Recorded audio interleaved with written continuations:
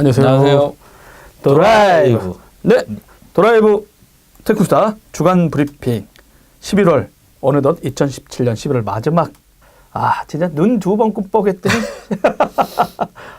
이번에도 되게 국내외적으로 이번 주가 일들도 많고 뉴스도 재미나는 소식도 많이 있었습니다. 네. 첫 번째 소식은 재미납니다. 네이버 네. 먼저 해줄까요? 네, 네이버 말씀해 주시죠. 네이버의 그 밴드의 개발사인 캠프 모바일이 이제 합병하기로 발표를 했어요. 이 밴드 모바일은 이제 여러분이 아시는 것처럼 이제 밴드도 만들었고, 그 다음에 네. 동영상 카메라 앱 많이 쓰셨죠? 스노우, 스펜 차담 앱 그 후스콜도 이제 여기서 만들었고요. 그래서 밴드는 엄청나게 많이 쓰잖아요. 그렇죠. 그러니까 네이버의 기본 시스템인데 근데 사실은 이게 분사를 한 거잖아요. 왜 이제 합병을 하냐 봤더니 네이버 쪽에서는 이제 그 캠프 모바일을 하는 그런 어떤 이용자 제작 콘텐츠 이걸 이제 UGC라 그러거든요. 그런 플랫폼 서비스 기반의 기술 경쟁력이 되게 높고, 그리고 새로운 또 그 네이버가 요구하는 그런 글로벌 UGC 플랫폼을 개발하는데 역량을 모으기 위해서 이제 합병을 한다. 그렇게 발표를 했어요. 그래서 어쨌든 잘 되고 있는 앱들이고 잘 되고 있는 서비스들이어서 그러니까 글로벌 서비스를 뭘 만들 건지 사실은 궁금하긴 한데 되게 재미있을 것 같아요. 그래서 저는 이제 요거 이제 저의 느낌? 네네네네. 제 관점, 이제 도안구라는 사람의 관점에서 딱 보면은 지난 10년간은 모바일 혁명이었잖아요. 근데 기존 조직이 대응하려고 했었는데 너무 느린가요? 그렇죠. 그리고 이제 네이버 쪽에서 보면 모바일하고 뭐가 안 맞냐면은 이분들이 되게 강력해요. 네이버가 맨날 1등 하니까. 그러다 보니까 기획팀이 자질구레한 것까지 다 넣어요. 기획을. 그러니까 개발자들이나 디자이너들은 되게 심플하게 해서 빡치고 나가고 싶어도 우리나라는 이제 그동안 유선의 네이버는 엔지니어 분들의 역할이 떨어진다는 게 아니라 기획자가 과도한 힘을 갖고 있어. 그러다 보니까 네이버에 되게 많은 서비스를 우겨 넣은 기획이 나오고 무겁고 그러다 보니까 그렇죠. 그러다 보니까 이게 대응이 잘 안 되고 있는 와중이었고, 그다음에 그런 사이에 라인에서의 그 노력들이 성과를 냈어요. 그러다 보니까 이제 뭔지 안 거죠. 이제 약간 그 시행착오를 하면서 실제로. 그러다가 그럼 안에 있는 조직을 모바일에 대응하지 않게 하겠다가 우리 전체가 공멸할 수도 있겠다. 그럼 카카오톡이 또 워낙 치고 나갔고, 그렇죠. 다행히 네이버 입장에서 보면 다음에 헛발질. 그 다음에 카카오가 다음을 인수했는데 시너지를 전혀 못 내고 있었던 이유. 물론 최근에 뭐 낸다고 하지만 하다 보니까 일단 내보내면서 그때 이람이 이사라고 있어요. 근데 이 사람이 이제 어떻게 보면 전설적 기획자죠. 여러분 싸이월드 같은 걸 만들 때 기획자였고요. 근데 이 양반이 이 얘기를 하면 좀 옛날 얘기긴 한데 SK에서 인수한 다음에 그 싸이월드 사람들을 SK 그룹이 일은 이 친구들이 스타트업을 다 하는데 월급은 자기는 훨씬 많았고 그러니까 그 월급 체계도 좀 문제가 있었고 그런 게 있었는데 그런 거를 네이버가 딱 알고 이라미스한테 네이버로 올 생각 없어요? 그래서 만든 게 여러분 네이버 블로그예요. 그 네이버가 블로그 대박 났잖아요. 처음에. 그래서 여러분 보면 싸이월드하고 네이버 블로그하고 그 컨텐츠 퍼가고 하는 불법 복제가 잘 되는 이유가 한 사람이 기획해서 그래. 다른 루머가 있었어. 출처가 전혀 안 나와. 여튼 근데 이제 그 대박 냈고 그러면서 이 사람이 계속 했는데 나가가지고 좀 대응에 성공했고. 근데 성공했는데 이제 이슈 중에 또 재미났던 게 뭐냐면 보세요. 스노우를 분사시켜요. 그 다음에 웹툰을 분사시켰어요. 근데 이 웹툰이나 스노우를 분사시킨 이유는 네이버가 매출 3조, 4조 가잖아요. 나머지로 더 이상 새로운 걸로 창출하지 않고 그 4조 이상을 버틸 만한 게 없어.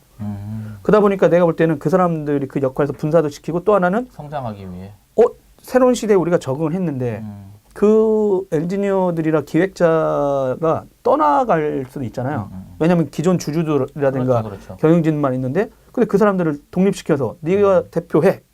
그러면 지분도 주고 그러다 보니까 나도 모바일에서 열심히 네이버에서 있지만 분사해서 나와서 이 사업체를 이끌면 나도 성공할 수 있다. 그렇잖아요. 모바일이든 뭐든 이렇게 궁극적으로 돈도 지분 이런 것도 있을 수 있잖아요. 근데 그걸 줬는데 지난 10년간 딱 지났는데 제가 볼 때는 최근에 네이버 행보를 보면은 스타트업에 투자하는 쪽으로 갑자기 방향을 틀었어. 이게 뭐냐면 이제 약간 CVC라고 불리는 항목이거든요. 그러니까 기업이 VC 역할을 하는 거예요.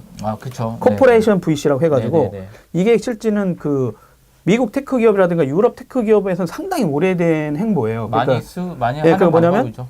우리의 핵심 기술을 갖고 있을 만한 뭐 어떤 박사라든가 똑똑한 친구들한테 미리 시드머니를 줘. 그래서 지켜보다가 괜찮으면 사.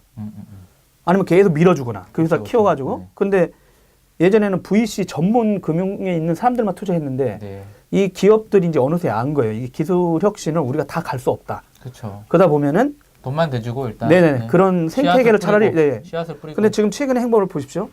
그 엄청나게 뉴스에 배달의 민족에도 투자했잖아요. 네네. 뭐 300억, 뭐 그다음에 네. 또 어디에도 뭐 그다음에 포스 하는 업체 또 네네. 몇백억 이러다 보니까 그 스타트업한테도 지금 네이버하고 카카오톡이 서로 막 투자하고 경쟁적으로 있어요. 예, AI 그러니까 쪽 많이 투자하고 있어요. 그렇죠, 그렇죠. 그러니까 이게 핵심 소프트웨어의 기술 기반인 회사가 또 필요한 거야. 그러니까 서비스 기반으로는 10년간 내가 볼 때 웬만한 거 다 나왔다고 본 것 같아요. 그리고 이 안에는 기술 기업은 아니었던 거지 캠프 모바일은. 그렇죠. 서비스를 만들어서 네. 했던 부분이니까. 근데 지금 최근에 인수하고 막 투자하는 파트를 가만히 보면은 약간의 기술 인공지능 쪽 파트에 한 방에 갈 수 있는 영역이거든요, 지금. 그러다 보니까 지금은 서비스나 기획 위주의 사업은 갔다 더 이상. 근데 원천 기반 기술을 기반으로 예, 예. 뭔가 새로운 서비스를 예. 창출해야 된다. 그렇죠. 그렇다면 캠프 모바일이라는 회사 기획으로 하면 나올 건 다 나오는 거 10년 안에. 근데 여기서 잘못 움직이잖아요. 그러면 다 우리나라 작은 회사들이 하는 영역이야. 그렇죠. 그러니까 이게 통제가 안 되게 하면 만약에 캠프 모바일 해놓고 니네 마음대로 해봐라 이렇게 했다가 우리 알아서 하는데 왜 그러세요? 라고 하면 국민들이나 누가 나머지는 쟤네들 대기업인데 여기 들어오시는 거 너무한 거 아니에요? 막 이렇게 얘기하면 네이버 입장에서는 그 위기 대응도 좀 쉽지 않고 네. 그러다 보니까 제가 볼 땐 그런 거 그다음에 이제 기술 기반으로 하고 그러다 보니까 10년 지나서 CVC 아까 말했던 기업이 VC 역할하는 쪽으로 해놓고 지금 그쪽에다가 일단 10년간 투자하는 거 아니냐. 그리고 왜냐면 유럽에 가서도 지금 그걸 하고 있고 그 지난 10년간 새로 나온 서비스 뭐 나올 건 없잖아요, 더 이상. 그렇죠. 뭐 사실은 하늘 아래 새로운 것은 없다고 하기 때문에 네네. 제가 봤을 때는 그냥 좀 더 편리해지고 더 빨라지고 좀 더 UI 좋아지고 뭐 그런 거에 사실 없는 것 같아요. 네. 그러다 보니까 제 입장은 그랬었어요. 그래가지고 실제로는 말씀하신 대로 2013년에 캠프 모바일이 분사됐대요. 2013년 4년 네네. 전이군요. 예. 네. 그래서 이제 밴드, 스노우, 후스콜 같은 거 했는데 이 이후에 이런 게 안 나오잖아 지금. 그렇죠. 지금 꽤 됐어요. 이거 나온 것들이 2, 3년 됐기 때문에. 근데 저는 3, 4년 안에 8천만 다운로드 같은 거 만든 것도 대단하다고 생각해요. 그렇죠. 엄청나게 열심히 한 거죠. 네. 그러다 보니까 이제 지금은 안에 있는 네이버 조직에서도 네. 모바일에 대한 어떤 관심사 그런 거 있잖아. 우리는 모바일로 뭐 하고 싶은데 안 돼. 못하고. 캠프 모바일 밖으로 빼놨으니까 그렇죠. 그러면 또 네이버 안에 있는 사람 나가. 그럴 거 아니야. 여기 있어봐야 난 새로운 거 할 수 없네.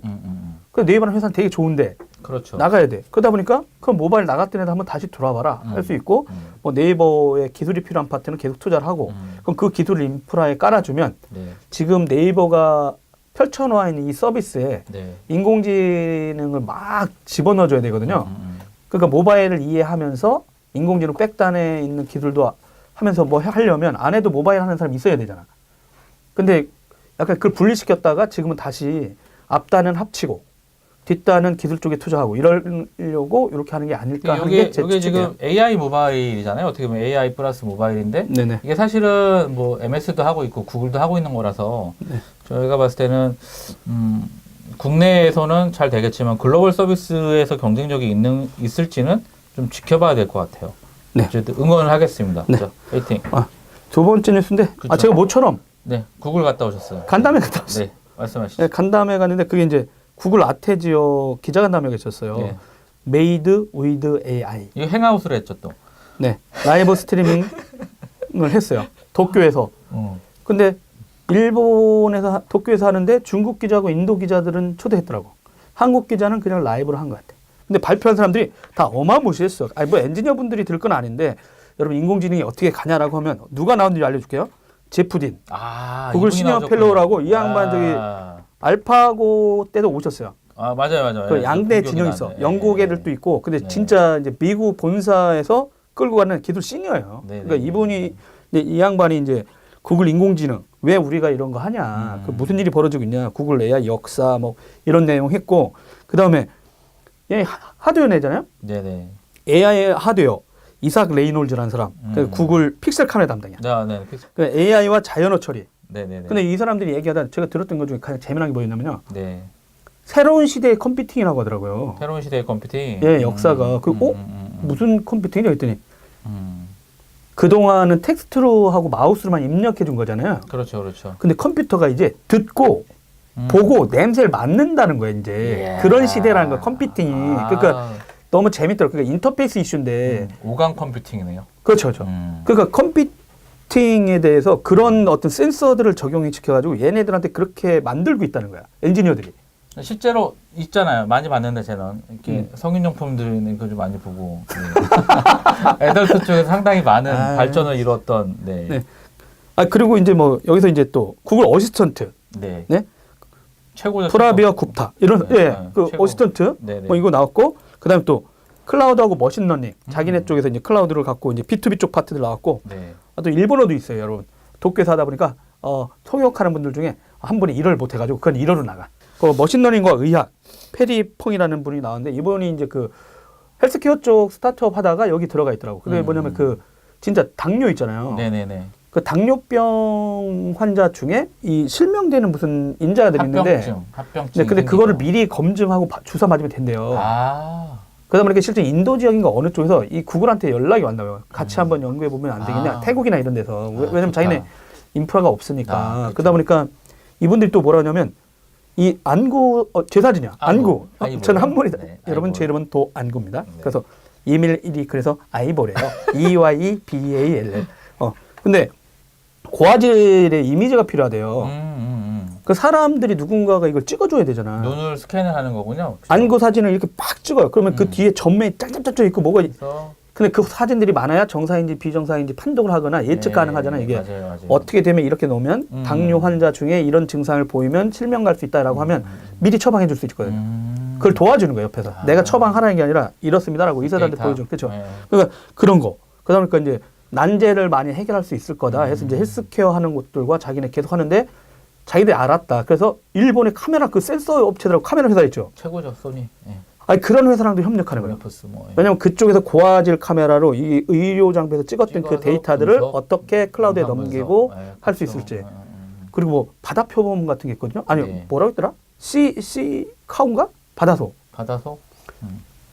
저 바다 연구하는 분들이 네. 걔 지키려고 사진을 막 찍는데 바다를. 그렇죠, 그렇죠. 근데 안 보여 어디 있는지 고화질이 아니니까. 그래서 그거를 얘가 분석? 계속 찾아줘. 아니 이게 계속 찍으면 그러니까 그걸 어떻게 봤더니 유튜브를 막 학습시키는 거야. 그냥 그냥 계속 그 10억 명이 쓰는 그 유튜브를 계속 뭔가 학습을 시키다 봤더니 그런 거 바다소라든가 네네네. 고양이나 이런 걸 막 지가 알아서 한대요. 그래서 예전에는 뭐 비지도 학습이 요즘 뜬다고 그러고 그러니까 옛날에는 막 학습 뭐 이렇게 해가지고 근데 요즘은 안 알려주고 계속해서 막 그냥 컴퓨팅 돌린대. 그다음에 그런 이슈도 있고 이제 환경 보호. 네네. 그것도 새소리도 이제 체크해요. 어떻게 해요? 아 뉴질랜드 학생 대학원 박사가 이쪽이 또 연구하는데 네. 자기네가 이제 저 새소리가 무슨 새소리인지를 계속 녹음해. 그러니까 계속 자기네는 연구해. 그게 녹음해서 그냥 그러다 보면 거기서 프로그램을 도로 올려서? 근처니까 어떤 건 브레이크 소리, 뭐 차 소리 이런데 그럼 그거에서 새소리만 찾아내야 되잖아요. 새소리를 찾아냈는데 어떤 새인지 모를 수 있잖아. 그렇죠.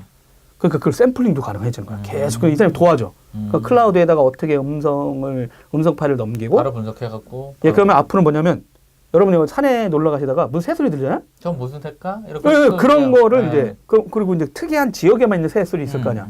그러니까 그런 것도 이제 클라우드가 다 해준다는 거야. 근데 그러면서 이제 이분들이 그 얘기했어요. 근데 지금 구글이 서비스하고 있는 모든 개인화된 여러분들이 쓸 수 있는 모든 곳 뒷단에 AI가 있다. 근데 진짜 살벌하게 개선되고 있는 거예요. 엄청나게 빠른 속도로 되고 있는 거네요. 예, 그 구글 포토랑 연결돼가지고 그것도 사람이 말하는 저 엠파스가 생각나더라니까. 간담회 갔더니 자연어였잖아. 예전에. 그다음 우리는 연구가 다 멈췄잖아요. 네. 근데 지금 보면 사람이 말하듯이 지금 해서 음성이 들은 다음에 그런 거야. 내 구글 포토에다가 올라간 사진 중에 찾는 게 아니고 얘한테 야, 나 아들내미하고 무슨 야구장 같은 거 찾아? 했더니 그 사진이 팍팍 뜨는 거야, 그냥. 그러니까 그런 게 그냥 말로 하면 이제 툭툭툭 뜨고 뭐 당연히 아시잖아요. 요즘에 뭐 렌즈라는 것도 다 있고. 그러다 보니까 이제 그 인공지능 관련된 이런 이슈에 대해서 막 되게 강력히 지금 얘기하고 있고 그 생태계가 장난이 아니야. 그러니까 아까 말씀하신 대로 초기에 말했던 네이버라든가 카카오가 네네. 한국에서는 잘할지 모르지만 이 강력한 생태계 글로벌 살벌해. 얘네만 한 거 아니야. 그렇죠. 내가 왜 이 인간들이 요즘 와서 구글이 이 행사를 했나 봤더니 이번에 아마존 AWS가 이번 주 미국에서 열심히 리인벤트 컨퍼런스 라스베가스에서 하고 엄청 하고 있죠, 지금. 또 새벽에 봤어요. 안 되는 영어로. 거기 또 인공지능 엄청 쏟아냈어. 아, 예, 맞습니다. 자기네들 쓸 수 있게 API 다 열었으니까 그러다가 저 앞에 앉은 분이 네. 데이터만 갖고 있으면 장땡이야 이렇게 또 올리셨더라고요. 또 그렇죠, 보시고 그러니까 이제 더 이상 그런 걸 연구하고 할 이유가 뭐 있냐는 거야. 걔네가 다 해. 어떻게 살벌하죠. 그러니까 엄청 큰 회사 몇 개가 이런 걸 다 던져 연구 다 해서 그러니까 데이터 갖고 있는 데이터 없으면 쓸 수도 없잖아. 그렇죠. 그런 데는 적극 활용하라고 얘기를 하는 거예요. 그러니까 이거 인공지능 같은 거 보고 나니까 막 되게 그 영상부터 시작해가지고 엄청나게 개발자들 입장에서 보면 엄청나게 시도할 수 있는 게 많아진 거예요. 과정부에서 5대 그 기술 개발할 거에 AI 들어가 있잖아요. KIAI 나오지 않나요? 코리아 붙으면 다 망하던데. 저 같으면 진짜 개인적으로 단두대에다 그 이런 인간들은 그냥 저기 절도산 밑에 가가지고 저희가 진짜 절도산 밑에 그거 신 절도산 만들어야 돼요. 길로틴 필요하신가요? 아니 그냥 작두로 그냥. KAI. 이게 이제 제가 3천억 예산 확보 뭐 이러면서. 이게 이제 왜 이런 얘기를 하냐면 실제는 아마존에 네. 이번에 거기 이제 그 총괄 AWS 행사 총괄하고 있는 그 CEO가 그 얘기를 했어요. 뭐냐면 10년 정도 지났다가 뭔가가 네. 폭발하는 것이다. 빅뱅. 예, 그러니까 쌓여 있을 때 있다. 기술이라는 게 그러니까 어느 날 갑자기 뻥 튀어나오는 게 아니라. 근데 그 튀어나기 위해서 10여 년의 시간이 꾸준히. 필요한 꾸준히. 근데 내가 그분의 그 얘기를 새벽에 듣고 나서 무슨 생각이 들었냐면 그 지난 정부를 욕하는 게 아니라 이게 관은 안 된다는 걸 알았어요. 왜냐하면 민간 기업은 생존을 위해서 연구를 하잖아요. 네. 그게 단기적이든 중장기적이든 오늘 근데 이 기업은 연구를 안 하면 사라져. 그렇죠. 그러다 보니까 기업 생존이 입장에서는 달려 있는 기업 거죠. 오히려 여러분 되게 이상해요. 안정적인 관이 연구 개발 더 잘할 거라고 생각하는데 내가 볼 땐 우리나라는 관이 그 단기간 성과 측정에 매몰됐어. 특히 실제 자기 승진이랑 또 결부가 돼 있어서. 예, 그러니까 너무 성과 측정 뭐 다른 쪽으로 가면 안 되지만 네. 그러다 보니까 이분들은 그러니까 말한 대로 장기 과제긴 한데 몇 천억 말도 안 되는 돈을 써요. 네. 근데 이분들은 그 회사가 망하는 것도 아니에요. 자기는 잘리지도 않아. 그렇죠. 그러니까 아쉬울 게 없어. 아무도 책임 안 져요. 네, 책임 안 져요. 그러다 보니까 또 육성을 해요. 네. 몇 번 얘기하는 건데 육성하는 네. 순간 공급하는 회사가 많아지거든요. 네. 그럼 저가 경쟁이 돼. 네. 근데 지금 10여 년 동안 지난 10여 년 모바일 혁명기에 여러분 관이 하는 일이라든가 관하고 같이 붙어서 먹고 산 사람들 중에 한국의 클라우드, 빅데이터, 뭐 소셜, IoT 혁신한 기업이 하나라도 있어요? 아는 기업 한번 10년간 없습니다. 쓴 돈은 수십조일 겁니다. 그 돈 나눠주지. 애들 밥이나 주고 대학교 보내면 되거든요. 아파트 주고. 공짜로 주면 되잖아요. 공짜로. 그죠? 그 과학기술정통부가 네. 돈은 엄청 많고 그러니까 엄청. 제가 볼 때는 인공지능 이게 왜 안 된다고 얘기하냐면 기본적인 인프라들이 필요해요. 인프라도 없고 데이터도 보세요. 없고. 이 구글이라든가 저번에 이제 네이버 개발자 행사도 제가 봤는데 이 회사들이 하는 행사가 다 클라우드가 기반인 거야. 그쵸, 컴퓨팅 그쵸. 파워. 기본. 예, 그 이번에 뭐냐면 여기 AWS 얘기 안 하려고 했는데 하게 되는데 컴퓨팅에 대해서 얘기했고요. 오라클 쌍욕했어요. 그렇죠. 오라클이 자기네 욕하니까 네. 오라클? 야 임마 빅데이터 이게 데이터베이스가 어떤 건지 알려줄게. 오픈소스로 다 이동 중이야 하면서 또 이제 자기네 기능 개선한 거 올렸어. 그러면 컴퓨터에 대해서 얘기했고 데이터베이스에서 얘기했고 그 다음에 데이터 분석 관련된 뭐 데이터 레이크 호수라는 거 얘기하고 그렇죠. 그렇죠. 그 다음에 인공지능 얘기하고요. IoT 얘기. 근데 이게 모든 게 클라우드 서비스 위에 올라가요. 네네. 그리고 새로운 서비스들 할 때마다 리전 어디에 들어가는지 그 얘기들이 나왔거든. 그게 뭐냐면 떨어져 있지 않은 거야. 그 클라우드나 이런 건 사회 기본 인프라 같은 그 역할을 하고 그 위에 이 수많은 것들이 얹어졌을 때 생태계가 만들어진다고 지금 하고 있어요. 그러면 네. 저는 늦게 하더라도 그 모습대로 가야 되는데 우리나라는 보십시오. 제대로. 이런 인프라 투자가 이루어지지 않잖아요. 지난 10년간 이 위에 쌓아야 되거든요. 그러니까 아야스가 지든 아니든 그러면 최소한 결정을 해야 되는 거죠. 우리 사업자들 위에서 올릴 거냐 아니면 이 수많은 애플리케이션 업체들은 오히려 이 글로벌 클라우드 사업자 위에 올라타서 기회를 창출할 것이냐 이런 게 필요한데 그런 것도 아니야. 그러다 보니까 이제 돈은 엄청 썼지만 남은 게 과연 뭐가 있느냐. 그리고 그 성과에 대해서 자기네 훈장 주고 그래요. 자기네끼리 연말에 지네들이 북치고 장구치고 해. 나 그거 보면서 열받는 거야. 나도 내일 어디 가서 강의를 하는데 자아자찬하고. 나도 모르고 했더니 그런 행사 중에 하나더라고. 내가 쌍욕했더니 죄송합니다만. 근데 연말 행사잖아요. 아니 막 훈장이 쏟아진다니까요. 그 자기들 근데 내가 볼 땐 저분들은 훈장을 서로 받는데 제대로 뭘 만들었다는 거야? 이런 거 있잖아요. 그리고 정부가 연구까지 안 하면 다 망한대, 민간 기업이. 이게 말이 됩니까? 그러면 도대체 우리나라가 관이 돈을 쓰지 않으면 망할 수밖에 없는 구조인데, 그러면 저는 육성보다는 오히려 그냥 관이 돈이 없는 건 아니잖아요. 그렇죠. 거대한 수요처가 되라고. 저 앞에 있는 아저씨가 맨날 얘기하는 게 있어요. 네. 미국 정부가 잘하는 게 있어요. 네. 사줘요, 자꾸. 그러니까 육성을 하면 가격이 떨어지잖아요. 그렇죠. 근데 만약에 정성 기자님이 뭔가 연구 개발했어. 처음에 이거 사주면 이 회사 네. 계속 잘 되잖아. 기술 개발하고. 네. 근데 아예 안 했던 회사를 이게 육성한다는 건 무슨 문제가 네. 생기냐면 육성하는 순간 네. 모든 회사들이 거의 뛰어들어요. 돈이 있으니까. 그렇죠.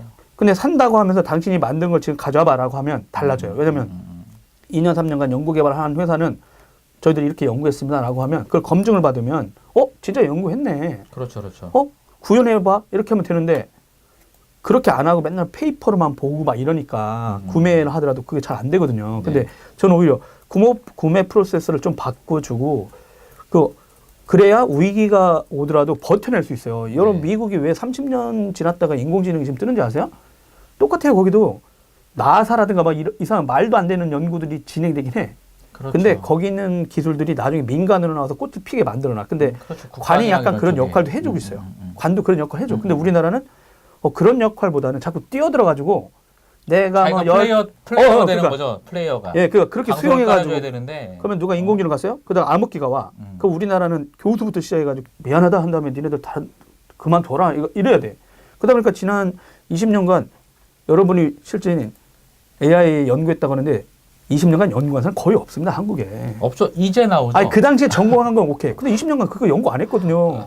왜냐하면 그런 데가 그런 사람을 수용할 수 있는 구조가 아니었어요. 한국이. 그렇죠. 민간 기업도 그렇고 관도 그렇고. 근데 오히려 그런 역할을 좀 해주면 그렇게 꾸준히 바보소리 저 또라이들 아니야라고 해도 꾸준히 그런 쪽에다가 좀 장기 투자를 하든가 그렇게 그런 식의 관이 가야 돼요. 근데 지금 우리나라는 매년 1년마다 실적. 네. 하고 나서 그러니까 겉에서 보기에는 그 정부가 지난 10년간의 클라우드, 빅데이터 다 한 것처럼 보이잖아요. 근데 성과가 왜 없나 보면 맨날 1년 단위야. 그러니까 결과물. 정부한테 그렇죠. 받은 결과물이 네. 공개돼 있지 않아. 네네. 논문을 내긴 하는데 진짜인지 아닌지 몰라. 그러니까 서로. 그런 건 사실은 실제로 공개를 해야 되고 저는 누차 말씀드리지만 대학교 교수님한테 가지만 그 교수님한테 할당받은 금액은 대학교 전체로 따져야 된다고 봐요. 그래서 그 실적이 제대로 안 나오는 것들은 레포트를 정확하게 공개를 해서 다른 교수들한테 검증을 일단 받아야 되고 그 예산 자체도 만약에 허위나 잘못된 게 아니라 제대로 연구를 안 했다 그러면 그 다음에 예산에서 삭감을 시켜야 된다고 생각을 해요. 근데 그런 제도들이 안 돼 있기 때문에 문제가 되는 거고요. 바뀌겠죠. 네. 안 바뀌나니까? 바꿔야 됩니다. 공정사회. 사람이 먼저다. 공정사회. 과학기술정통부 사람들 좀 정신 좀 차려주세요. 중소벤처부도 이제 일하셔야죠. 차라리 네. 중소벤처부한테 희망을 거는 게 나을 것 같아요. 그러니까 이제 그랬으면 좋겠어요. 그러니까 그런 거대한 수요처가 되고 그 2, 3년 준비한 회사 그런 회사한테 실적 내놔라고 하는 게 아니라 그럼 당신들이 하고 싶은 거 구현해봐 하면 그분들이 다 구현할 수 있어. 네. 그런 데가는 투자할 수 있고 정부 지원금이 갈 수 있게 좀 도와준 체계를 좀 만들어주세요. 그 지난 10년간 그런 얘기를 하는데도 안 바뀌고 있잖아요. 그러다 보니까 악순환이 돼요. 그러다 보니까 지금 격변기에 그런 회사는 없고 다 그냥 겉에 인터페이스만 만드는 회사만 남아버렸다는 거죠. 아쉽습니다. 여러분은 지금 2017년 11월 30일 네. 11월 넷째 주 주간 테크 브리핑을 듣고 계십니다. 정모성 기자와 함께하고 있죠. 네. 네.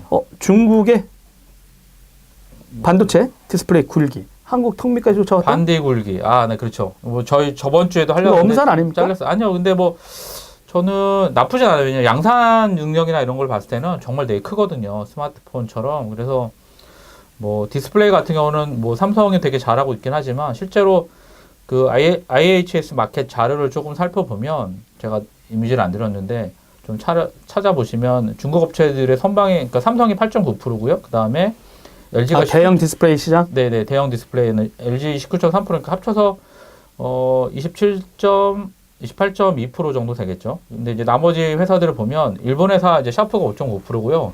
AU 일본 회사는 볼 수 없잖아요. 대만 회사가 인수했는데. 네, 그러니까 AU가 15.8%, 네, 샤프 5.9%, 그다음에 BOE 21.7%. BOE가 뭐 하는 회사예요? 전 반도체 좀 잘, 아니 디스플레이 좀 잘 모르겠어. 디스플레이 만드는 회사예요. 그냥 이름이 BOE예요? 네네. 중국 회사네? 네네네. 근데 이런 쪽이 이제 디스플레이도 그렇고 반도체 같은 경우들도 중국이 이제 반도체 굴기 시작을 해서 디램도 많이 투자를 하고 있고 뭐 100조 투자했잖아요. 낸드 네. 플래시인데 뭐 아직 시간은 조금 있긴 하지만 되게 많은 그 2019년, 17년이지만 18년, 19년 지나면은 이제 그 회사들의 투자가 어느 정도 되면서 그래서 이제 삼성 주가랑 이제 하이닉스 주가가 좀 출렁했거든요.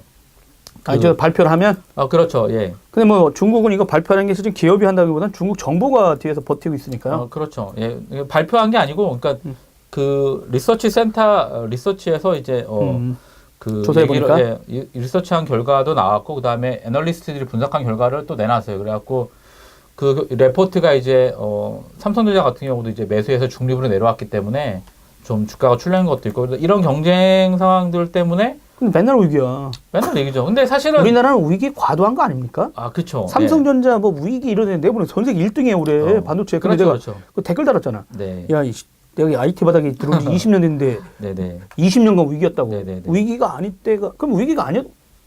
조장한 거 아닙니까? 즐기죠. 위기를 즐기는 너무 거죠. 과한 거 아닙니까? 과하게 해서 이제 뭐 정부 자금도 받고 뭐 두루두루해서 여러 가지 뭐 그런 게 있겠죠. 하여튼 오히려 과도한 위기로 사람들이 정작 위기를 못 위기는 느끼면서 본인인데 위기는 국민들인데 네, 위기는 국민들인데 네네. 좀 정신 좀 차렸으면 좋겠고 근데 어찌됐든 잘할 거라고 생각이 돼요. 왜냐하면은 워낙 뭐 아까 말씀드린 대로 정말 똑똑한 분들이 다 몰려 있기 때문에 뭐 그리고 전략도 제가 봤을 때는 2020년까지 나와 있는 것 같아요. 반도체 전략들이. 그래서 네네. 걱정은 안 해도 되는데 일단은 그러니까 뭐 결국에 양에는 결국 중국에는 따라잡힐 것 같고 하지만 이제 또 OLED나 이런 식으로 해가지고 네. 몇 년 갈지 모르겠지만 또 새로운 게 또 나오겠죠. 저는 믿습니다. 예, 삼성전자, LG전자, 그다음에 뭐 SK 하이닉스 믿고 있기 때문에 뭐 저희가 걱정할 건 아니라고 생각이 들어요. 예. 그렇죠. 그리고 모바일 쪽은 또 삼성전자 또 잘하고 있고. 그렇죠. 뭐 화웨이가 뭐 애플 따라잡기 해갖고 또 새로운 폰 내놔서 또 인기 뭐 지금 한참 이슈긴 한데 어찌됐든 또 내년 1월에 또 삼성에서 또 새로운 폰이 또 나올 예정이기도 하고. 저는 이제 그래서 이제 그런 생각도 자꾸 합니다. 그러니까 이번에 뭐 사드니 뭐니 얘기했지만 오히려 네. 잘 됐다. 그러니까 네네. 중국 정부의 속내, 그런 걸 미리 파악했으니까 러시아하고 협력, 그다음에 뭐 동남아 쪽에 좀 새로 떠오르는 인도라든가 뭐 인도네시아, 뭐 이런 쪽에 그러니까 우리나라가 수출 다변화하고 뭐 네네네. 베트남은 이제 완전히 전쟁 기지가 됐고요 스마트폰 쪽에.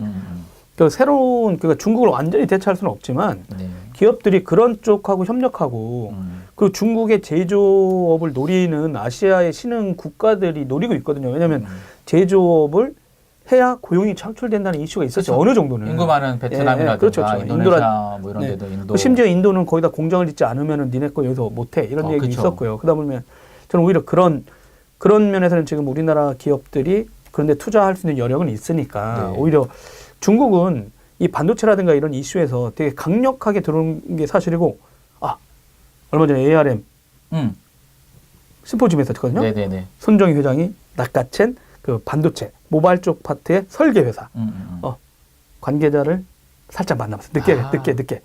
네. 뭐 바뀌고 있나요? 했더니 회장이 바뀌면 바뀌어요. 근데 되게 원래 소프트뱅크가 연구 개발하는 회사가 안 샀거든요. 그렇죠. 특징이었는데 되게 아이러니해요. 암은 연구 개발해야 되잖아. 그렇죠. 그 저번에 어떤 분은 야 소프트뱅크는 연구 개발하는 회사 사질 않아 했는데 최근에 그런 핵심 회사들 계속 사고 있다는 거야.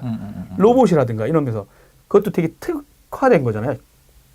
근데 그런 반도체 진영에서 되게 재미난 일이 많대요. 그러니까 결국에는 근데 사실 손정희 회장이 이제 또 AI 쪽에 관심이 많잖아요. 그리고 네. 로봇도 마찬가지인데. 거의 반도체 들어가잖아 또. 네, 핵심 반도체. 그 핵심이 반도체고 거기에 또 IoT 센서. 우버에다가 또 하고. 배팅을 또 했어요. 그러니까 이분이 그리는 그림은 AI 플러스 자율주행 플러스 뭐 이렇게 되는 건데 되게 재밌다. 되게 그 정말 중국에 있는 거 1등에도 투자했죠. 그쵸, 싱가포르에 있는 네. 아테리아 가는 그 회사 이거 손정 회장이 다 투자해놨어요. 그러니까요. 그러니까 어찌됐든 어떻게 보면 저번에 팔고 그거 사고 했던 그 신의 한 수가 또 이제 또 등장하지 않을까. 몇 년 사이에 또 빅뱅이 일어나니까 또 기대가 또 되기도 해요. 이제 돌아가서 이제 중국이 이제 그렇게 하는데 실제 이 반도체 쪽 뭐 최근에 그럼 이슈가 뭔가요? 물어봤어요 또. 그러니까 왜냐면 이 디스플레이 얘기하고 중국이 따라오긴 하지만 제가 이제 왜 그 아한테 물어봤냐면 아니 왜 삼성전자는 인공지능에 얘기를 안 할까 이런 거지. 그다음 암도 이런 거 하나요? 그러니까 아니, 당연하죠. 지금 인공지능 관련된 건 모든 연구의 핵심이다. 근데 어떤 때는 자기랑 협력하기도 하고 아니면 또 독자적인 연구도 하고 그건 그렇죠, 반도체 그렇죠. 역사에 항상 있어왔던 내용인데 요즘 이슈는 이 인공지능 같은 걸 이 엣지단. 네. 그러니까 여러분 손에 있는 걸 엣지라고 보시면 돼요. 중앙이 아니고 여기서 처리하려고. 네, 그렇죠. 엔드포인트. 네. 근데 여기다 또 반도체 인공지능을 처리하면 이 배터리 이슈가 있대. 그렇죠. 그러니까 이게 디스플레이 커졌죠, 여러분. 요즘 좋아졌잖아요. 선명한 거. 그러면 여러분이 사실 요즘 최근 폰의 가장 큰 게 디스플레이야. 전기 나가죠. 엄청 나가. 50% 이상 먹어. 얘 똑똑하게 해주려면 또 CPU 좋은 거 하나 더 박아줘. 연산. 그러니까 메인 CPU도 똑똑해지는데 거기다 인공지능 같은 뭐 신경망 관련된 칩을 박아. 그럼 얘 또 전기 또 많이 쓰잖아요. 그러니까 그걸 또 그러니까 전력 관리하고 또 긴밀하게 연결되는 거야. 그러니까 또 필요하죠. 그리고 VR 쪽에 들어가는 반도체도 그러니까 메인을 처리하는 반도체가 있는데 음성 인터페이스 할 때는 굳이 이해가 할 이유가 없대요. 그쵸. 그러면 거기에 들어가는 칩에 음성 인식 서비스를 해주려고 하는데 그거는 텍스트를 일부만 탁탁하게 처리하면 된다. 그러다 보면 그러면 메인은 영상을 처리하게 하고 나머지는 그렇지 않고 그러다 보니까 이 제품 하나 안에 되게 수많은 반도체들이 들어가는데 그렇죠. 이런 사업에 중국이 당연히 들어오고 싶어하는 거예요, 국가가. 그리고 우리나라 지금 뉴스가 났더라고요. 삼성전자가 워낙 잘 나가잖아요, 하이닉스하고. 아, 그렇죠. 여기한테 반도체를 같이 하는 협력 업체가 엄청 많잖아요. 이 회사들이 갑자기 한국에 막 투자해. 그래서 삼성하고 같이 긴밀하게 빨리 움직여야 완제품 쪽으로 갈 수 있어. 삼성이 나갈 때. 그러니까 여기에서 투자해. 그러다 보니까 이제 반도체 쪽은 중국은 당연히 들어오고 싶어 하는 거고 다른 나라 반도체하고 협력하고. 그렇죠. 근데 이게 이제 20년간 위기론을 주장하니까. 근데 뭐 그러니까 엄살이 좀 심하다. 물론 우리나라 미디어가 그런가요? 아니면... 그렇죠. 엄살이 심하다. 계속 과도한 공포를 해서 삼성 제품을 써야 된다나 그런 세뇌를 시키는 게 아닌가. 그래서 계속 일시키는 거 아닐까요? 그렇죠. 위기인데 무슨 월화수목 금금금 뭐 이런 거. 네. 그죠? 여튼 간에 중국의 굴기가 뭐 하루 이틀 남은 건 아니었는데요. 네네. 그러니까 위기인 걸 아는 게 되게 이미 대응하고 있다는 말을 했었어요. 제가 아는 미래학자가 그렇죠, 프랑스에서 오신 분이 그리고 그 샌드위치론에 대해서 한국 사람들은 착각하고 있다. 한국은 자기네 주변이 중국하고 일본밖에 없는 줄 안다. 이런 얘기 하셨어요. 프랑스 분이. 러시아가 있다. 그 다음에 인도도 있다. 원천 기술가. 그게 뭐냐면 당신들의 논리의 위기론, 네. 중국과 일본에 끼어 있는 한반도 네. 얘기하면 그럼 유럽에 있는 회사는 다 죽었냐 이런 거야. 독일하고 프랑스 사이에 끼어 있는 모든 유럽의 국가는 다 망했냐? 그렇지 않다. 그러니까 다른 식의 대응. 근데 물론 우리나라가 이제 그 제조업 중심에 이런 게 있었는데 그 산업이 이제 막 위기를 직면하다 보니까 그런 네. 내용이 나오는 것 같은데 이미 뭐 샌드위치라고 하는 것 자체가 이미 위기를 감지하고 대응하고 있는 거라 너무 그렇죠. 그리고 그게 위기가 알면 다변화시키면 된다 이런 얘기를 했어요. 근데 오히려 이 기회에 다변화 쪽으로도 좀 시장도 다변화하고 했으면 좋겠습니다. 하고 있지 않을까요? 네. 하시겠죠. 네. 뭐 우리 삼성 걱정을 왜 해? 그러게. 우리 걱정해야 돼. 네. 다음 뉴스. 비트코인 얘기 잠깐 하고 갈까요? 전 비트코인이 잘 몰라가지고 지금 비트코인을 지금 말해줄 분을 네. 찾고 있는데 네. 알았다고 한 다음에 네. 연락이 없어요. 접수. 그래서 다른 분을 섭외하려고 지금 알겠습니다. 삐졌어. 여튼 근데 비트코인이 $10,000가 넘었어요. 와, 대박이죠, 대박. 개당 $10,000. 우리나라 네. 돈으로 1,083만 원. 1,100만 원 정도 되는 거죠. 네. 이거 진짜 저희도 이제 이게 실제 개인적으로 비트코인이나 네. 블록체인 쪽에 블록체인 이렇게 약간 책을 읽거나 하긴 했는데 이렇게 관심을 안 가졌던 영역이에요. 근데 그렇죠. 실제는 1년 사이에 완전히 미래죠. 블록체인 기술은. 그렇죠. 근데 여기다 이제 가상화폐 이슈가 네. 붙고 막 난리 나고 우리나라 또 이 거래소가 또 한국에 엄청 많더만요. 그렇죠. 거래 수익이 꽤 짭짤해요. 그래서 넥슨이랑 이런 데 투자를 한 이유가 거기에 있고요. 그러니까 수수료가 되게 비싸거든요. 저희 주식 거래 같은 경우는 뭐 2년 무료, 3년 무료 하고 있잖아요. 거래세를 내야 되는데 어찌됐든 간에 지금 정상적으로는 비트코인에 대해서는 세금이 붙지 않아서 수수료에 넣거든요. 근데 수수료에 대한 그 스프레드가 되게 높아서 좀 문제가 되긴 하는데 어찌됐든 뭐 국내에서 그 수수료 스프레드만으로도 되게 거래소들이 거래량이 워낙 많기 때문에 네. 수입이 되는 거죠. 그래서 그 미국에서 이제 금광 시대에 뭐 이제 금을 캐러 갔지만 실제로 돈을 번 거는 리바이스밖에 없다는 얘기처럼 거래소들이 많은 돈을 벌고 있어요. 그래서 근데 결국에는 이 논란은 거품 논란일 것 같아요. 결국에는 원래 왜냐하면 어차피 한정적인 자원이기 때문에 그걸 어떻게 사용의 문제인데 예전에는 이게 갖고 있긴 하는데 채굴해서 만들어진 마이닝해서 갖고 있긴 하는데 이걸 어디다 쓸 줄 몰랐거든요. 네. 근데 뭐 미국 같은 경우는 이제 불법적으로 뭐 마약 자금이라든가 불법 무기 거래에 많이 사용이 됐었고 그리고 랜섬웨어에서도 이걸로 달라고 하잖아. 그렇죠. 기본이죠. 그러니까 이게 위에 버추얼로 가상으로 거래가 되는 거기 때문에 실제로는 거래 실적이 남지 않아요. 내 통장으로 각국에 있는 어떤 어카운트로 이게 돈이 빼면 되는데 문제는 뭐냐면 이 거래소에 있는 내 데이터 마이닝 자금이 자체가 얘들이 비자랑 마스터랑 익스프레스랑 이렇게 거래를 해가지고 얘네가 자체로 신용카드를 만들어줘요. 그러면 이 신용카드에다 내 크레딧에 있는 걸 결제를 하면 국내에 있는 국세청에서 잡을 수가 없는 거죠. 조세회 피처 문제가 왜 지금 이슈가 안 되냐면 조세회 피처가 3, 4년 전에 문제가 됐잖아요. 네네. 그분들은 지금 다 가상화폐로 갖고 있어요. 아, 비트코인, 도망갈 달러. 만큼 다 도망갔군요. 네, 그러니까 그거는 지금 사실 이슈가 안 돼요. 뭐 조세 피처를 조사를 해봐야 옛날 얘기고 지금 갖고 있는 분들은 해외에 어디 뭐 사이프러스나 이런 데서 발급한 비자 카드나 마스카드 카드를 갖고 있고 그분들은 해외에 가서 그거로 하루에 $10,000, $100,000 긁어도 한도 제한도 없고 그런 상황이거든요. 근데 그걸 국가들이 알면서도 간말 안 하나요? 지금 조사를 할 수가 없어요. 그러니까 왜냐하면 말씀드린 대로 유럽이랑 이런 데들은 그 이제 조세 피처 협정인 같은 데 있잖아요. 그런 규약들이 많이 얽혀 있기 1,000몇 개라고 때문에 그랬어요, 저번에. 그러니까요. 그 회사들이 이제 세금 관련된 게 국제 규약들이 서로. 그 회사들이 이제는 이제 바뀐 거죠. 조세 피처를 만들어서 이게 아니고 그냥 자기네가 그거 거래하는 회사, 우리 흔히 얘기하는 이제 FX 회사 같은 거를 만든 거죠. 포린 익스체인지인데 그 포린 익스체인지를 만들면서 이제 원래는 거래가 안 됐던 건데 지금 뭐 외환거래의 방식인데 이거를 이제 비트코인으로 거래를 하는 거죠. 이더리움이나 뭐 이런 것도 하는 것처럼 이제 문제가 되는 게 뭐냐면 어찌됐든 비트코인 시가총액이 지금 181조예요. 근데 미국 뉴욕 증시의 스탠다드 & 푸어 S&P 500 지수 시가총액의 95%예요. 그러니까 사실은 다 쫓아왔네? 1년 전만 해도 그러니까 몇 년 전이죠. 그러니까 뭐 1,000불 하던 게 이제 300불로 떨어져가지고 이제 비트코인 주식하시던 귀신이 왜 이 비트코인을 안 들어가셨어요? 저희 갖고 있다 팔았잖아요. 아하. 거래할 게 없었어요. 그게 이거를 가지고 비트코인이 땅을 치시나요 요즘? 아니 땅을 치지는 않아요. 왜냐면 여기 사기 당하신 분들이 너무 많아요. 박수 치면 안 되구나. 네. 저는 형님이 팔았다 해서 박수 쳤습니다. 네. 어찌됐든 이익 봤으면 된 거고요. 그러니까 이것도 보셨구나? 그럼요. 그러니까 이게 뭐 어쨌든 어카운트 수가 엄청나 있더라고요. 1년 동안에 3배나 늘어났대요. 어느 한 곳. 제가 아는 개발자도 갑자기 최근에 페이스북에 거래소 만들었다고 올려서 뜬금없이 네. 무슨 영상 MCN 한다고 뭐 제주도 가가지고 무슨 뭐 MCN 한다고 하고 이러던 사람이 갑자기 그런 거 안 하네? 뭐 이러다가 몇 개월 있다가 갑자기 페이스북에 제가 비트코인 거래소를 만든 이유는요? 하면서 이렇게 글을 남겼길래 이게 그 개발자들 막 다 뛰었던 것 같아. 그러니까 어찌됐든 뭐 긍정적인 이슈는 하드웨어 업체들이 그래서 이것 때문에 많은 또 수익을 창출했잖아요.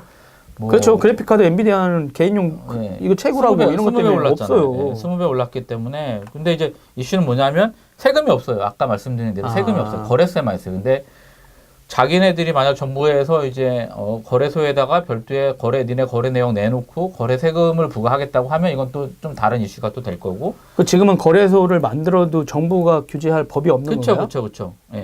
그래서 뭐 중국 같은 경우도 마찬가지고 우리나라 같은 경우도 마찬가지고 그래서 어찌됐든 근데 결국에는 이제 뭐 되게 이슈들이 많아요. 지금 $10,000,000인데 내년 말이면 $40,000,000 갈 수도 있다. 뭐 이런 얘기도 있어요. 그러니까 지금 1,000,000원이 비싼 게 아니다. 네, 5,000,000원, 한 코인에 5,000,000원, 뭐 이렇게 얘기하는데, 근데 결국에는 이게 이제 17세기에 되게 유명한 사례가 있잖아요. 튤립.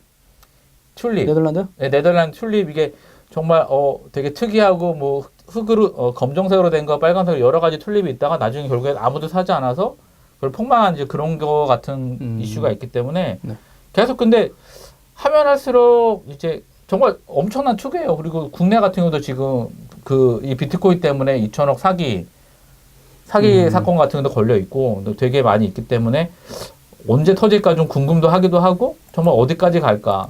그냥 관전자 입장은 되게 즐거워요, 사실은. 왜요? 아니 사람 구경 불구경 다음으로 제일 중요하잖아요. 이게. 얼마 전에도 제가 아니면 들어갔다가 좀 우리 좀 뭐 좀 맛있는 거 좀 사주면 되잖아. 다른 걸로 사드릴게요. 다른 걸로. 이거는 들어갈 수가 없어요. 진짜 되게 웃기긴 해요. IT 기자 하긴 하는데 막 뜨는 거 보면 다 IT 쪽인데 안 들어가 네. 주식에. 이거 공부 좀 해야 돼. 진짜. 비트코인 같은 경우는 우리나라가 거래량이 3위예요. 그러니까 엄청난 거죠. 네. 일본이 넘버 1이고 미국이 2등이고. 네, 그래서 저희들이 실제는 이게 연말 하면서 우리나라 거래소에 있는 분을 한 분 섭외해가지고 네. 비트코인하고 가상화폐 이런 게 어떤 건지 좀 이렇게 조만간 12월 안에 꼭 도라이브를 통해 가지고 이렇게 전달해 드릴 수 있도록 한번 해보겠습니다. 빗썸에다가 얘기해 드릴까요? 빗썸. 저번에 문제 생긴 곳이 아닙니까? 아니 거기 아니고 딴 곳이죠. 네. 예. 여튼 이제 문제 생긴 곳은 맞아요. 되게 어. 재밌는 게 뭐냐면 여기 서버 멈췄잖아요. 거기 아는 분이 있습니까? 이게 서버 멈춰가지고 네. 손해봤잖아요. 800만 원에 못 팔았다. 그렇죠. 그런 이슈가 있었죠. 일부러 네. 막은 거냐? 네. 이게 작전했던 애들이 그새 뭐 한 거 아니냐 했는데. 근데 서버 용량이 너무 작아서 그런 얘기를 들었고요. 근데 이제 그분들이 가만히 있잖아요. 못 파는 사람들이. 올랐으니까. 그렇군요. 엄청 올랐잖아요. 그 시간에 팔아야 되는데 못 봤더니 올랐네.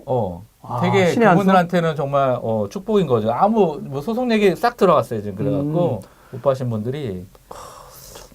근데 이게 진짜 아마 이게 유동성 오늘 실제는 뭐 지금 우리나라가 지금 몇 년 만에 금리가 지금 올라갔거든요. 그렇죠. 오늘 한은에서 6년 만에 올랐습니다. 네, 6년 만에 올렸는데 네. 유동성이 이제 없는 건 아닌 것 같아요. 엄청나게 많은 거잖아요 지금. 그렇죠. 물론 이제 특정 업체 이제 수출도 잘 되고 이래가지고 네네네. 뭐 특정 업종에서 그렇게 돼 있는데 그러다 보니까 막 부동산이나 막 이런 쪽으로 엄청 몰리고 과열 양상인데 진짜 이게 또 정부가 이렇게 바뀌어지면서 약간 시장의 투명성도 강화되거나 예측 가능해지다 보니까 주가들도 다 뜨고 있잖아요. 그렇죠. 그러니까 안 될 것 같다고 하는 3% 안 된다고 그렇게 요구하더니 올해 3% 될 것 같대요. 넘죠. 예. 네, 3% 해본 적이 없으니까 드디어 몇 년 만에 3%야. 이러면서 이제 근데 이게 투명성이 강화되고 청렴도가 올라가면 GDP가 몇 % 뛴다고 얘기 나왔거든요. 그렇죠. 근데 그런 와중에 야 이거 이러다 뭔가 하나 내가 이제 걱정하는 게 이게 꽝 터지면 네. 니네가 조장한 거 아니야라든가 사회 문제 말이에요. 그러니까 그래서 되게 무슨 시한폭탄이 왔다 째깍째깍 하는 것 같은 느낌? 근데 사실은 뭐 일반 서민들은 사실은 상관이 없을 것 같고 왜냐하면 그분들이 갖고 있는 금융 상품에는 비트코인이 들어가 있진 않아요. 하다못해 펀드에 비트코인이 들어가 있었으면 그분들은 정말 니나노 할 텐데 뭐 국내 아까 그때 말씀하신 대로 국내에서 대형 IB가 만들어지면서 여기 투자하는 거 아닙니까? 그렇죠. 이렇게 하면 좋은데 제가 봤을 때는 그 결정하기가 쉽지가 않을 거라는 국민연금이 여기다 투자하면 다 난리 나요? 제발.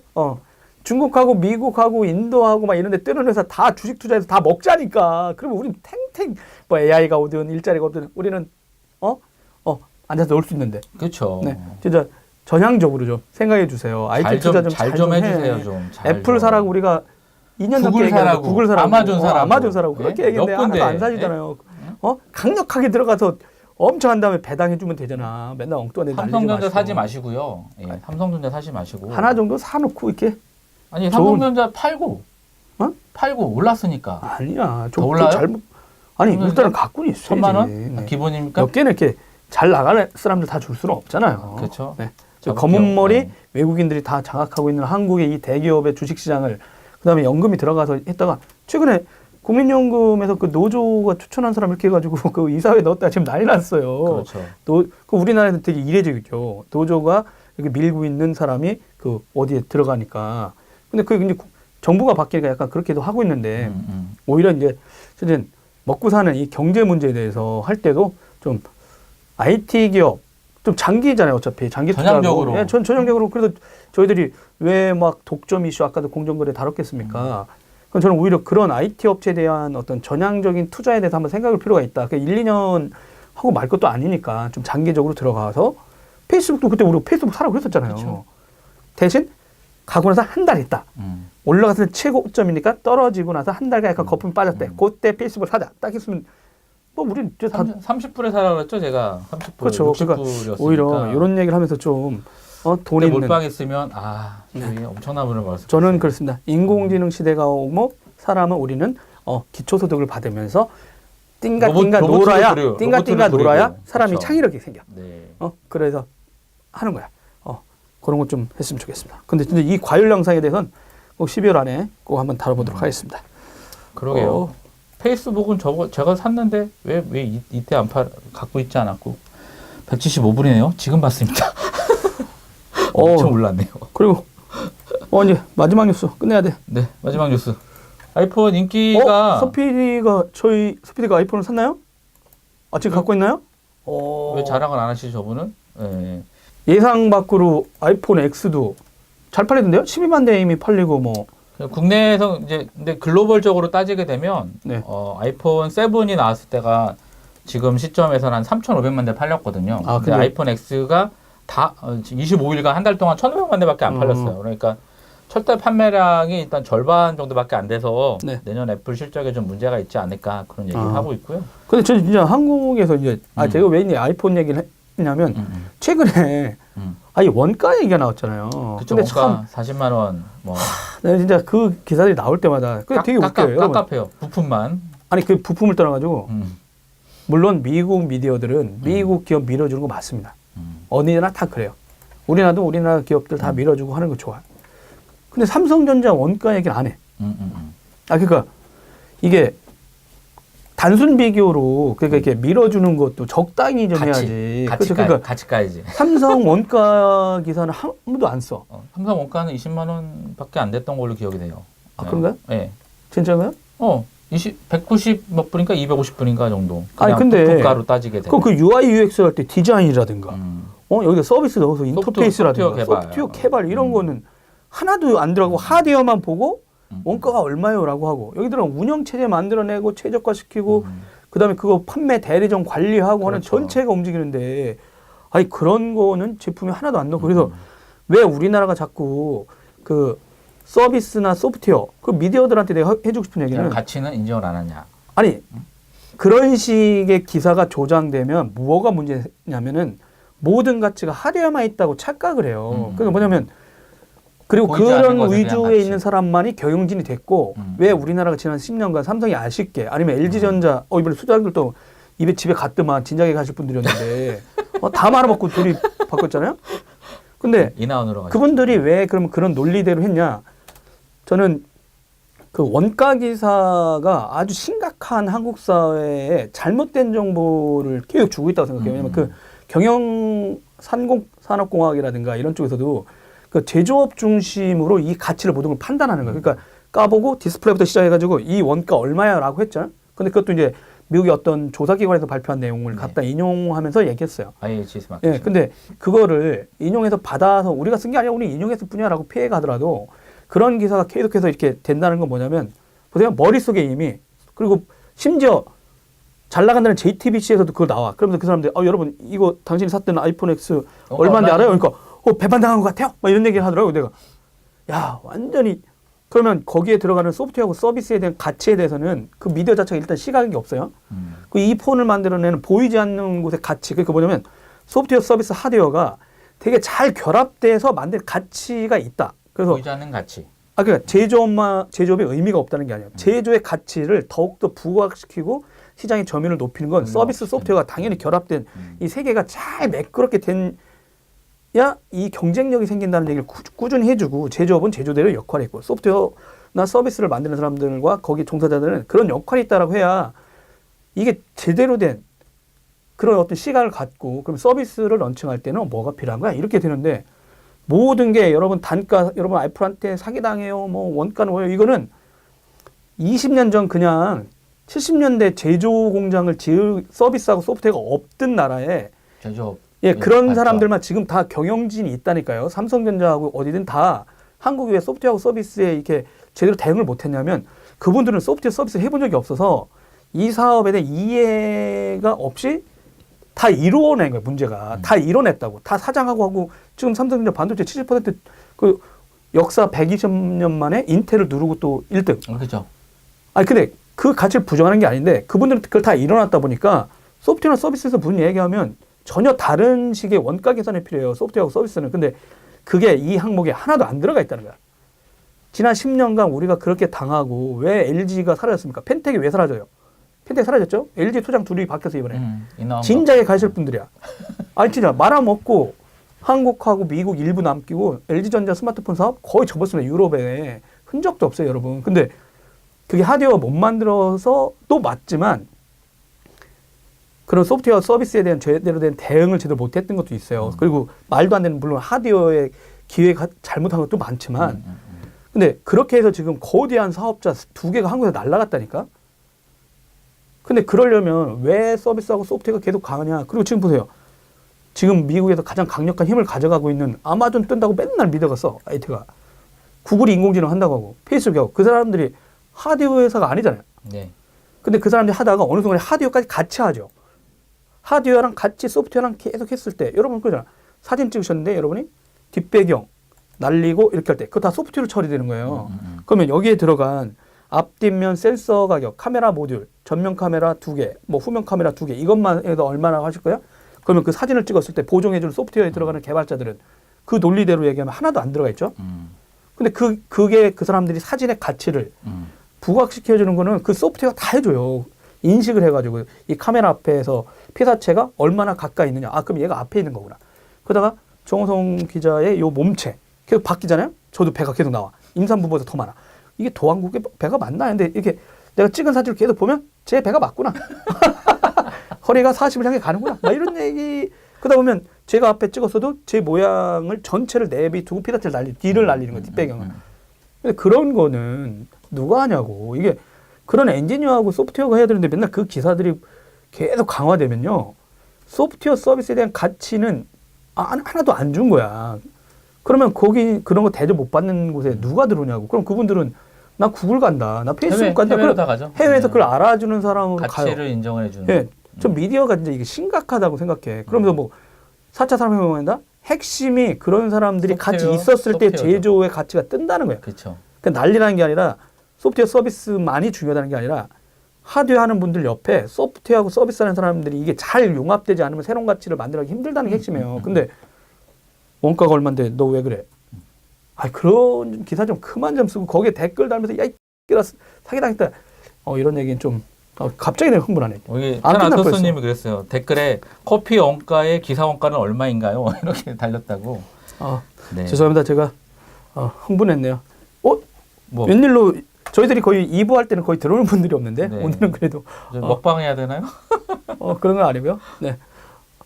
저희들 그리고 다음 주나 다다음 주에 조만간 공지가 될 텐데요. 지금부터 미리 말씀드리겠습니다. 네. 저하고 서준석 기자가 CS 2018에 갑니다. 와. 여러분 미국에서도 한번 라이브 해보겠습니다. 와. 네. 다녀와서 세미나까지 그냥 한 번에 빡. 미국 라스베가스 가서 CS를 할 준비를 다음 주부터 계속 할 텐데요. 현장에 갔다 와서 이제 남의 얘기가 아니라 우리 얘기가 네, 여러분 1년간 시끄러우실 겁니다. 저 인간 한번 갔다 왔다가 나 봤다, 나 안다 이러면서 이제 꼰대란 꼰대 있으면 다 하고 다니겠습니다, 여러분. 이제 12월 진짜 마지막 달이네요. 누구는 한 달이 남았다고 하는데 저희가 볼 땐 벌써 계획이 다 잡혀 있어서 이제 그런 것인 거죠. 12월 달 이제 계획이 다 잡혀 있어서. 왜냐면 이제 계속 그 정리 방송 한다고 했다가 지금 섭외 다니잖아요. 그렇죠.